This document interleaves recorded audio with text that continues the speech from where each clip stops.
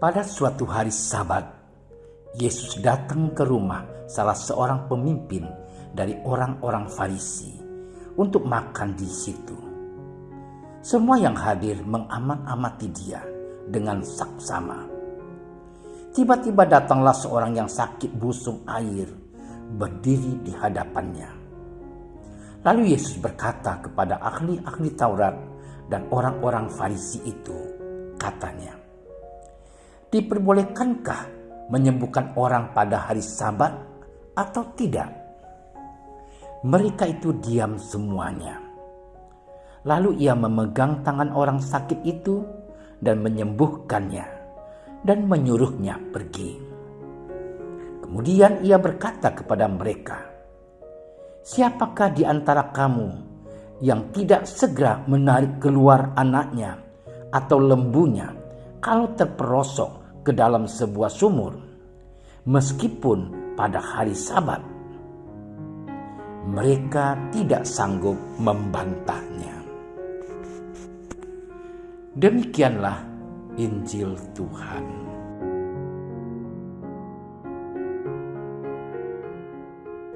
Saudara-saudariku yang dicintai oleh Tuhan, seorang ayah sebagai kepala keluarga membuat aturan untuk anak-anaknya tidak boleh keluar malam. Si ayah sadar dan khawatir kalau anak-anaknya yang mulai beranjak remaja terlalu bebas keluar rumah akan mendapatkan masalah. Si ayah membuat aturan untuk menjaga anak-anaknya.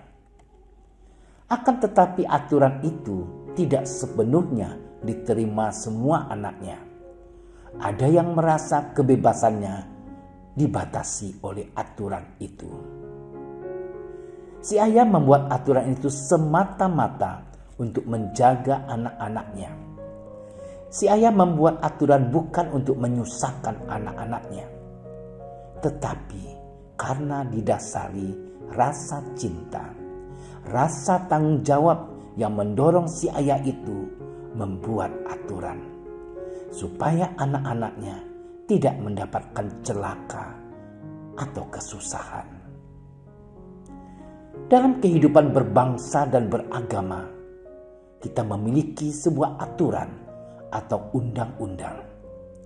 Apalagi kalau pemerintah adalah pemerintahan yang demokratis, bukan otoriter. Peraturan itu dibuat bukan untuk menyengsarakan rakyat, melainkan bertujuan membuat kehidupan bersama menjadi teratur dan lebih baik. Pemerintah sama seperti ayah dalam kisah di atas, menghendaki aturan atau undang-undang itu dilaksanakan dengan penuh tanggung jawab. Taat kepada sebuah aturan adalah baik, namun jangan sampai ketaatan itu menjadi sekat sosial dan membuat manusia lupa untuk mengembangkan cinta kasih dalam kehidupan sehari-hari. Sebuah aturan memang tidak akan mungkin memuaskan semua pihak, maka dibutuhkan kearifan untuk menerimanya. Dibutuhkan kearifan untuk melihat sisi baik, bukan menerimanya begitu saja. Saudara-saudariku yang terkasih yang dicintai oleh Tuhan, hari ini dalam Injil, Tuhan Yesus kembali menyembuhkan orang sakit pada hari Sabat. Perbuatan baik dilakukan Tuhan Yesus ini tidak serta-merta membuahkan dan membuat semua orang senang. Peristiwa penyembuhan yang dilakukannya ini menjadi pelajaran yang amat berharga bagi orang-orang Farisi yang taat kepada aturan. Orang Farisi merasa dirinya hebat karena sudah mentaati dan melaksanakan hukum Taurat, meskipun hati nurani dan rasa kemanusiaannya mati. Yesus hendak menegaskan bahwa di atas aturan itu masih ada hukum yang utama, yaitu cinta kasih. Yesus mengajak setiap orang harus hidup dalam cinta kasih, terutama untuk membantu orang-orang yang sedang menderita. Hukum cinta kasih akan menjadi sempurna ketika dilakukan dengan tindakan nyata, bukan hanya sekedar kata-kata. Saudara-saudariku yang terkasih dan dicintai oleh Tuhan, Allah adalah kasih. Semua anak-anak Allah yang diciptakan serupa dengan Allah. Kita diajak untuk selalu hidup dalam cinta kasih. Kasih Allah tidak berkesudahan, tidak terbatas oleh ruang dan waktu. Maka kapan saja dan dimanapun kita dapat menciptakan suasana sukacita, mewartakan cinta kasih itu. Iman Kristiani didasarkan pada kasih Allah, bukan pertama-tama pada hukum atau aturan. Seorang ayah dan pemerintah boleh kita tempatkan sebagai pengejawantahan Allah. Allah tidak membiarkan manusia menderita. Demikian juga seorang ayah dan pemerintah. Maka sudah sewajarnya manusia membalas cinta Allah dengan mentaati hukumnya dan melaksanakan hukum kasih kepada orang-orang yang membutuhkan. Setiap hari kita rajin berdoa, kita rajin beribadah, rajin ke gereja.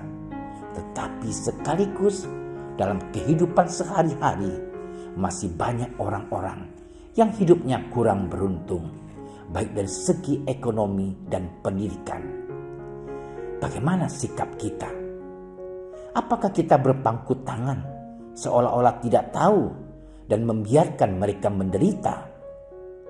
Kalau itu yang terjadi, semua ibadah yang kita lakukan menjadi sia-sia.